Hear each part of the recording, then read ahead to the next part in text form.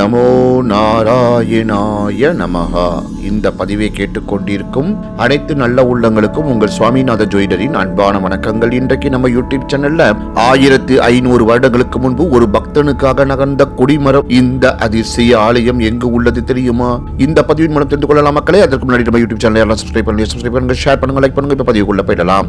நெல்லை மாவட்டத்தில் உள்ள புகழ்பெற்ற வைணவ தலமாக இக்கோவில் 108 திவ்ய தேசங்களில் ஒன்றாக கருதப்படுகின்றது. அழகிய நம்பிராயர் மூலவராகவும் குறுங்குடி வள்ளி நாச்சியார் தாயாராகவும் அருள் பாலிக்கின்றார்கள். ஆழ்வார்களால் மங்கள சாசனம் செய்யப்பட்டது. திருக்குறுங்குடி நம்பிக்கோவில் மேற்கு தொடர்ச்சி மலை அடிவாரத்தில் திருக்குறுங்குடி என்ற ஊரில் அமைந்துள்ளது. நம்பாடுவான் என்ற பாணர் குலத்தை சேர்ந்த விஷ்ணு பக்தர் மகேந்திரகிரி மலையில் வசித்து வந்தார்.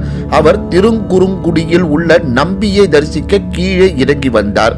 அப்போது அந்த காட்டு பகுதியில் இருந்த பிரம்ம ராட்சசன் என்ற அரக்கன் நம்பாடுவானை பிடித்து வைத்து தன் பசியை போக்க அவரை உணவாக புசிக்க எண்ணினான். நம்பாடுவான் அந்த அரக்கனிடம், நான் நம்பி பெருமாளை தரிசித்துவிட்டு பிறகு உனக்கு இரையாகிறேன் என்றார். பின்னர் நம்பாடுவான் நம்பியை தரிசிக்க சென்றார். கோவில் முகப்பில் உள்ள கொடிமரம் அவரை உள்ளே விடாதபடி பறித்தது. உடனே நம்பாடுவான் பக்தி பாடலை பாடவும் கொடிமரம் நகர்ந்து நம்பி பெருமாளை தரிசிக்க உதவி செய்தது.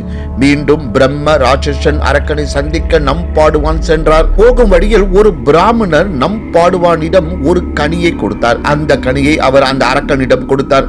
அரக்கன் அந்த கனியை சாப்பிட்டதும் அவனது பசி அடங்கிவிட்டது. அரக்கன் நம்பாடுவானை விடுவித்தார். பிராமண வடிவில் வந்தது நம்பி என அறிந்து கொண்டார் அவர். இந்த கோவில் 1500 ஆண்டுகளுக்கு மேல் பழமையானது.